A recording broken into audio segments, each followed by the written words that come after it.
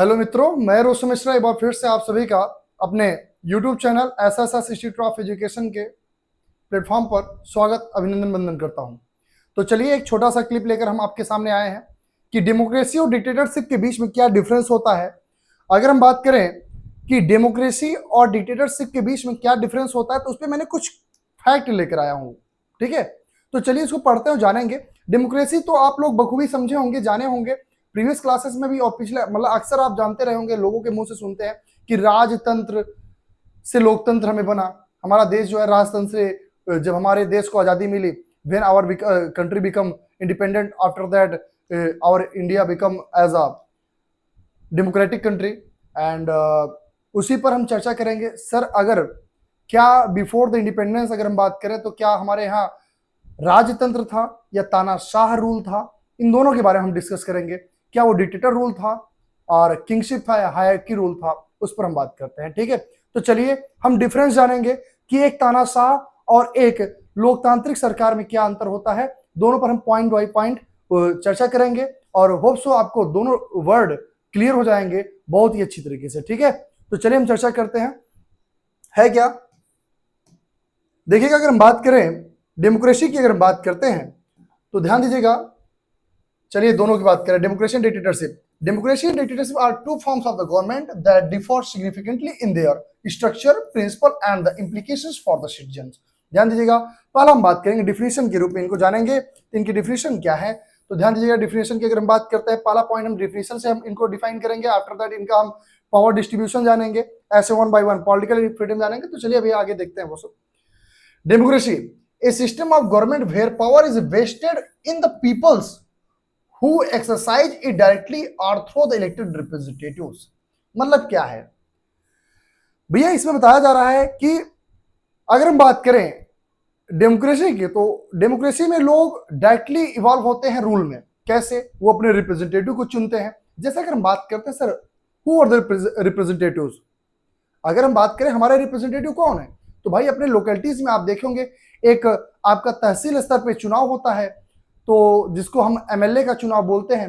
तो वो जो आपके इस समय प्रेजेंट टाइम में एमएलए होंगे आपके यहाँ के, वो आपके रिप्रेजेंटेटिव हैं, जो कि गवर्नमेंट में अपनी बातों को रखते हैं, आपकी बातों को रखते हैं। तो ये चीज क्लियर हुआ होगा, होप सो। इसमें हम क्या किन चीजों की मांग रखते हैं, क्या क्या चीज हमें चाहिए होता है, फ्रीडम चाहिए होता है, इक्वलिटी चाहिए होता है ना, और एजुकेशन चाहिए, बहुत सारी चीजें हमको चाहिए होता है जो हम एक्सपेक्ट करते हैं अपने रिप्रेजेंटेटिव से। और हमारा रिप्रेजेंटेटिव हमारी बातों को ले जाकर के पार्लियामेंट हाउस में या विधानसभा, अगर हम बात करते हैं एमएलए की तो विधानसभा विधान परिषद में लेकर जाकर हमारी बातों को रखेगा।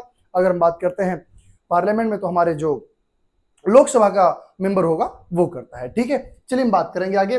बताया जा रहा है क्या डिक्टेटरशिप में क्या होता है, a form of the government where power is concentrated in one hand of a single individuals और ए स्मॉल ग्रुप और इवन ऑफन विदाउट कॉन्स्टिट्यूशनल और द डेमोक्रेटिक कॉन्स्टेंट्स। ध्यान दीजिएगा, मतलब अगर हम डिक्टेटरशिप की बात करते हैं तो डिक्टेटरशिप का सिर्फ एक सेंस होता है कि कोई इंडिविजुअल, अगर हम बात करते हैं किसी एक व्यक्ति की बात कर लें या किसी एक पार्टी की बात कर लें या किसी एक कम्युनिटी की बात कर लें, चाहे वो लिंग्विस्टिक कम्युनिटी हो या फिर हम बात करें कल्चरल कम्युनिटी कोई बना हो, या मतलब कोई एक कम्युनिटी हो, चाहे वो जाति समुदाय हो, मतलब अलग अलग समुदाय बने होते हैं, वो हो सकता है, या कोई पर्टिकुलर व्यक्ति हो जो अपने हाथों में सारे पावर को लेकर के रन कराता है कंट्री को या स्टेट को या पर्टिकुलर प्लेस को।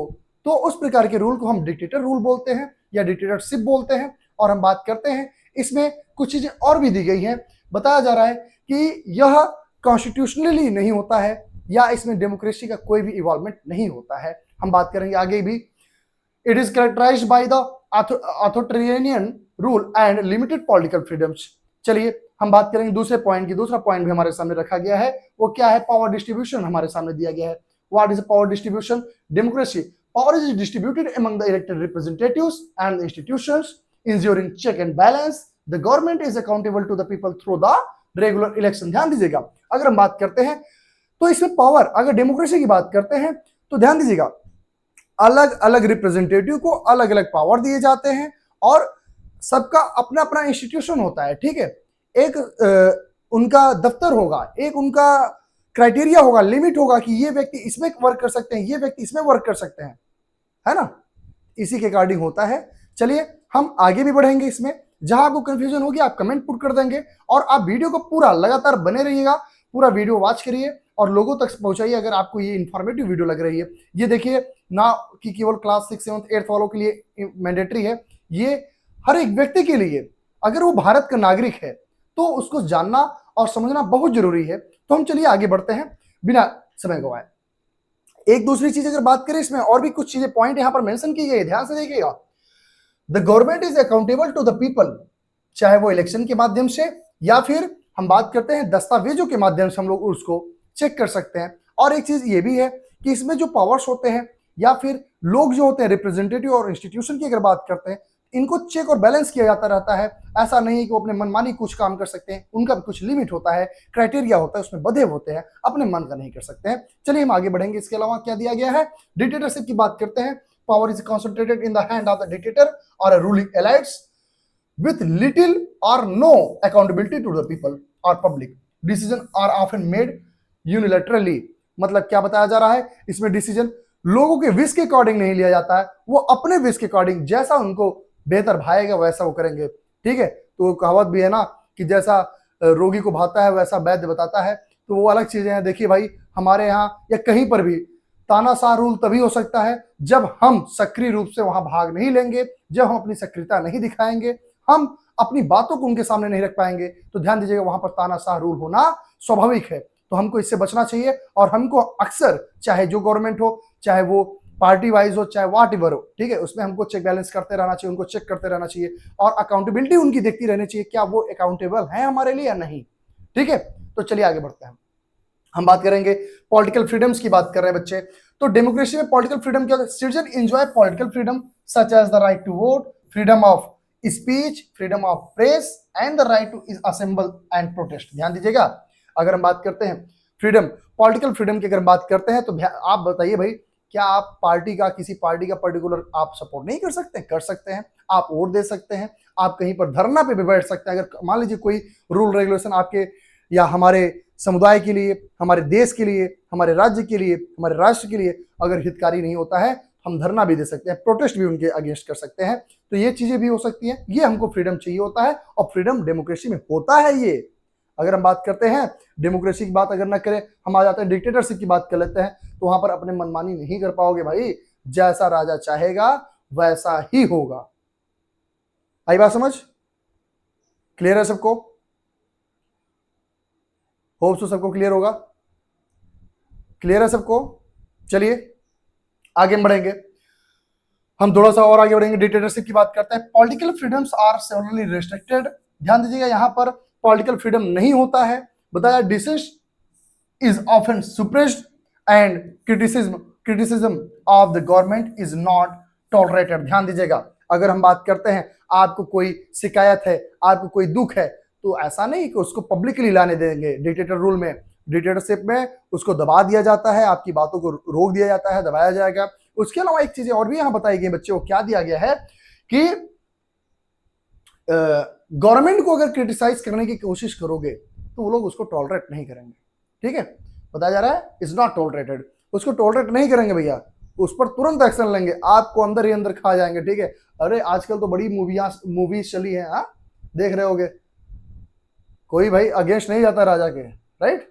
चलिए हम बात करें media censorship and control are common. ध्यान दीजिएगा, अगर मीडिया की बात करते हैं, इस पर अपना सेंसरशिप और कंट्रोल दोनों इनका होता है। डिक्टेटर का रूल होता है, जो वहां का रूलर होता है, चाहे वो कम्युनिटी का हो, चाहे अगर बात करें वो कम्युनिटी का हो, चाहे इंडिविजुअल कोई हो। ठीक है, चलिए हम आगे बात करें, रूल ऑफ लॉ की बात कर लेते हैं।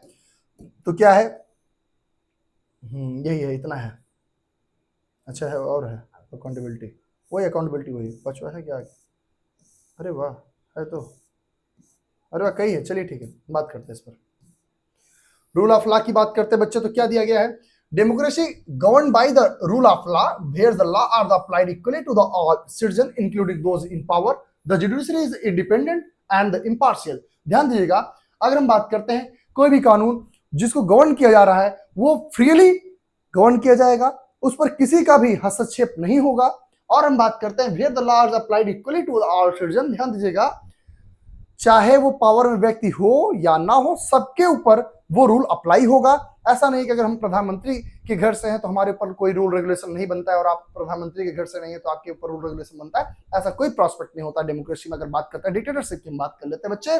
बताया जा रहा है the rule of law is often undermined and the dictator are the ruling groups may act above the law. ध्यान दीजिएगा, अगर कोई कानून बना है, जैसे अभी आजकल हम बात करते हैं, आजकल की जो हमारी युवा जनरेशन है उनकी हम बात कर रहे हैं, यूथ की हम बात करते हैं अपने। आजकल बच्चे भाई पेरेंट्स बाइक अवेलेबल करा दे रहा है, क्यों? ट्रैफिक रूल का पालन कितने लोग करते हो? कितने लोग ट्रैफिक रूल को फॉलो करते हो? बताओ, करते हो फॉलो भाई? नहीं करते हो ना? नहीं, आपको करना चाहिए। ध्यान दीजिए, ऐसा नहीं कि अगर हम मान लीजिए राजा के घर से बिलोंग करते हैं, कोई बहुत मुकेश अंबानी के परिवार से मान लो आप हो, तो क्या आपको ट्रैफिक रूल को फॉलो नहीं करना चाहिए? करना चाहिए, है ना? तो ऐसा कोई कॉन्सेप्ट नहीं होता है। अगर डिक्टेटरशिप की बात करते हैं, डिक्टेटर रूल अगर होता है तो वहां पर बताया जा रहा है कि गवर्नमेंट के अगेंस्ट जाकर के या रूल के अगेंस्ट जाकर के, वहां का जो रूल रेगुलेशन बना उसके अगेंस्ट जाकर के वो अपनी बातों को रखते हैं, अपने कार्यों को करते हैं, उसमें कोई भी हस्तक्षेप करने वाला नहीं होता है, क्योंकि वो डिक्टेटरशिप रूल है तो भाई हमारा रूल, हमारा शासन है। ठीक है, आगे बताया जा रहा है द जुडिशरी में भी सब सर्वेंट ऑफ द रिजाइन। ध्यान दीजिएगा, अगर हम बात करते हैं जुडिशरी की, तो जुडिशरी डिक्टेटरशिप में क्या होता है भैया? एक हिसाब से अगर हम बात करते हैं तो वो उनके हाथों की कठपुतली होती है, वो जैसा चाहेंगे वैसा ही होगा। ठीक, हम आगे भी बात करेंगे बच्चे। अकाउंटेबिलिटी की अगर बात कर लेते हैं तो अकाउंटेबिलिटी क्या है इसमें देखिएगा, तो बताया जा रहा है अकाउंटेबिलिटी है democracy leaders are accountable to the people through election of free press and independent institutions, transparency and accountability are emphasised. ध्यान दीजिएगा, अगर हम बात करते हैं तो डेमोक्रेसी में लोग भैया अकाउंटेबिलिटी कैसे दिखाते हैं, तो वहां की जो रिप्रेजेंटेटिव होगा या जो गवर्नमेंट है, तो हम बात करेंगे वो प्रेस के माध्यम से, रेगुलर इलेक्शन के माध्यम से अपनी अकाउंटेबिलिटी दिखाता रहता है। साथ ही साथ अगर हम बात करते हैं तो यहाँ पर यह भी बताया जा रहा है कि डिक्टेटरशिप की अगर बात करते हैं, leaders are not accountable to the people in the same way, जैसा वो लोग अकाउंटेबल हो तो वैसे इनके लिए कोई बाउंडेशन नहीं होता है। There are the few mechanism to hold them accountable and the dissents to the offence punished. ध्यान दीजिएगा, अगर आप, इसमें ये सिस्टम है भाई, अगर आपको हमसे दुख है तो आपको पनिश कर दिया जाएगा। आपको भाई हमसे प्रॉब्लम है तो हम आपकी प्रॉब्लम को सॉल्व, पर्टिकुलर आपको मुझसे प्रॉब्लम है तो मैं आपको सॉल्व कर दूंगा, ठीक है, आपके प्रॉब्लम को सॉल्व कर दूंगा। ये प्रोसेस होता है, बट ऐसा नहीं होना चाहिए। तो चलिए हम आगे बढ़ेंगे। इसके अलावा इकोनॉमिक इंपैक्ट की अगर बात करते हैं तो democracy tend to the promote economic stability and growth through the innovation भाई और competition and the protection of the property rights. ध्यान दीजिएगा, हमारा कुछ अगर नवाचार व्यवस्था नहीं आएगा तो क्या हमारे यहाँ इकोनॉमिक डेवलपमेंट की अगर बात कर लें या सोशल डेवलपमेंट की बात कर लें, इंफ्रास्ट्रक्चर की बात कर लें, किसी भी फील्ड की बात कर लें, अगर इनोवेटिव थिंकिंग, इनोवेटिव एक्सपेरिमेंट हमारे यहाँ नहीं हुआ, या फिर हम बात करते हैं कंपटीशन नहीं हुआ एक कंट्री का दूसरे कंट्री से, एक फील्ड का दूसरे फील्ड से, तो क्या ये इकोनॉमिक ग्रोथ हो पाएगा? हमारे यहाँ नहीं पॉसिबल है। तो वो भी बहुत ही जरूरी होता है, और ये होता भी है किस माध्यम से? कंपटीशन के माध्यम से, इनोवेटिव व्यवस्था के माध्यम से, प्रोटेक्शन ऑफ प्रॉपर्टी राइट के माध्यम से। It allow for a diverse range of the economic policies and the initiatives. ध्यान दीजिएगा, नए नए पहल लेकर आया जाता है जिससे हमारे यहाँ नई व्यवस्थाओं को लागू किया जाए। जैसे अभी इस समय जीएसटी का मुद्दा बड़ा ही अच्छा चल रहा है, तो आप जीएसटी को थोड़ा सा वॉच करेंगे, इस पर भी मैं एक क्लास लूंगा। तो अभी बहरहाल इस पर हम बढ़ते हैं। डिक्टेटरशिप में क्या होता है? Economic policies are often dictated by the ruling authority which can lead to inefficiencies and corruption. While some dictatorship may experience growth, it is often uneven and independent to the regime's priorities. ध्यान दीजिएगा, अगर हम बात करें dictatorship में, भैया dictatorship में ये मैंडेटरी नहीं है कि नया नया इनोवेटिव सोच लेकर आए। वो डिपेंड करता है वो इंडिविजुअल व्यक्ति पर या इंडिविजुअल कम्युनिटी पर कि वो किस तरीके से चाहता है अपने यहाँ विकास। वो विकास चाहता भी या नहीं चाहता है, ये टोटली डिपेंडेंट उसके विश के अकॉर्डिंग होता है। इस पर उसके ऊपर कोई बाउंडेशन नहीं होता। वो अपने मन का भी कर सकता है। अगर वो चाहता है कि हमारे यहाँ विकास होना चाहिए तो ही कैन डेवलप। ओके, चलिए हम बात करेंगे स्टेबिलिटी एंड लेजिस्लेटिव की बात करते हैं। तो क्या है? डेमोक्रेसी में बताया जा रहा है stability is derived from the consent of the government and legislation comes from free and fair election. ध्यान दीजिएगा, और बताया it allows for the peaceful transition of the powers. अगर हम बात करते हैं तो स्टेबिलिटी ये कहां से आएगा बेटा? तो ये बताया जा रहा है जो चीज गवर्न हो रही है वो किस तरीके से हो रही है उसको देख करके हम बता सकते हैं वो स्टेबल होगा या नहीं। मान लो अगर कोई पॉलिसी में लेकर आया और वो पॉलिसी हमारे फंडामेंटल राइट्स को क्या करे, एक्सप्लॉइट कर रही है, तो उस कंडीशन में आप क्या करोगे? उस कंडीशन में यही होता है भैया कि हम उसको चेंज कर देंगे, है ना। स्टेबिलिटी कब होगी? अगर वो पॉलिसी बेहतर होगी हमारे लिए, हमारे समुदाय के लिए, हमारे सिटीजन्स के लिए, तो हम उस पर वर्क करेंगे, अदरवाइज उसको हम लोग क्या कर देंगे, हटाने की कोशिश करेंगे। चलिए, बताया जा रहा है dictatorship stability is maintained through the questions, fears and, अच्छा हाँ भैया एक सिंपल बताता हूं मैं। वहां पर अगर स्टेबिलिटी चाहिए गवर्नमेंट को तो क्या करेगा भाई? वोटिंग मेरे अकॉर्डिंग होनी चाहिए, कोई अपने मन का वोट नहीं दे सकता, जिसको मैं बोलूंगा वही वोट देगा, अलग अलग प्रोसेस होता है इनका। हा? तो ये चीज नहीं होना चाहिए। क्यों होना चाहिए? आई डोंट थिंक सो ऐसा होना चाहिए। क्यों भाई नहीं होना चाहिए? राइट, चलिए आगे बढ़ेंगे। ह्यूमन राइट्स की हम बात कर लेते हैं बच्चे। ह्यूमन राइट्स क्या है इसमें?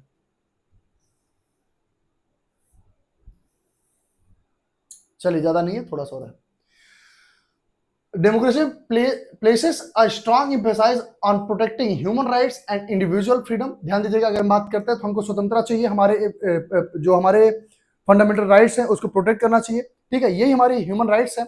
Citizens have recourse to legal mechanism to defend their rights. ध्यान दीजिए, अपने अधिकारों को हम पाने के लिए, हमारे डिफेंड करने के लिए हमारे पास वो होना चाहिए, मौका दिया जाना चाहिए। ऐसा नहीं होना चाहिए कि हमारे अधिकारों को छीन लिया जाना चाहिए, ऐसा नहीं होना चाहिए, ठीक है। डिक्टेटरशिप की बात करते हैं, human rights are often violated and the individual freedom are the curtailed. ध्यान दीजिएगा, क्या होता है इसमें ह्यूमन राइट्स को, भाई आप बताओ, हम कह रहे हैं हम फ्री हैं, हम जहां चाहते हैं वहां हम घर बनाएंगे, ऐसा थोड़ी होता है भाई। डिक्टेटर रूल चल रहा है ये, जस्ट सपोज ये डिक्टेटर रूल चल रहा है, हम अपने तुम्हारे मन को होने देंगे? नहीं ना, पॉसिबल नहीं ना है ये। चलिए आगे बात करते हैं। Decision opposition are suppressed and citizens may face prosecution. ध्यान दीजिएगा, और हम आगे बढ़ेंगे। पार्टिसिपेशन की बात करते हैं तो देखिएगा, encourages active participate to the citizen in the political process through the voting activism and public discourse. बात करेंगे आगे। डिक्टेटरशिप में participation is limited and citizen often have little say in government decision। ध्यान दीजिएगा, डिक्टेटरशिप में आप अपना व्यवस्था थोड़ी बता पाओगे, नहीं सर ऐसा होना चाहिए, हमारे यहाँ ये व्यवस्था लागू कर दिया ज्यादा अच्छा है, ऐसा कुछ नहीं होता, ठीक है। हम बात करें आगे भी, द रिजाइम में डिस्करेज और सुप्रेस पब्लिक एंगेजमेंट। ध्यान दीजिए, लॉन्ग टर्म वेबिलिटी की बात करते हैं तो डेमोक्रेसी की अगर बात करें, tend to be more sustainable in the long term due to its adaptability, inclusivity and ability to resolve conflict peacefully. ध्यान दीजिएगा, अगर हम बात करते हैं तो लॉन्ग टर्म वायबिलिटी की अगर बात करें हैं तो डेमोक्रेसी लॉन्ग टर्म तक चलता है। क्यों चलता है? क्योंकि वो अकाउंटेबल है, वो इकोनॉमिक ग्रोथ कर रहा है, फ्रीडम दे रहा है, पॉलिटिकल फ्रीडम दे रहा है, तो बहुत सारी व्यवस्था दे। लेकिन हम बात करते हैं डिक्टेटरशिप की, तो क्या ये सारी चीजें हमको मिल पा रही हैं? तो नहीं मिल पा रही हैं। तो बताया क्या जा रहा है, often face challenges in maintaining the long term stability due to the lack of the legislation and the potential for the internal dissents. ध्यान दीजिएगा, आंतरिक जो नफरत लोगों में पैदा हो रही है वो एक दिन आग का रूप लेगी, और जो आग का रूप लेता है तो आप समझ रहे हो ना, तो बवाल मचता है। चलिए यही सब था, आपका एक टर्म मैंने डिफाइन किया, और हम मिलते हैं आपसे नेक्स्ट वीडियो में। होप सो आपको डेमोक्रेसी और डिक्टेटरशिप में आपको काफी डिफरेंस पता चला होगा और आपको टॉपिक क्लियर होगा। So thank you for watching the video and चलिए मिलते हैं। जय श्री राम।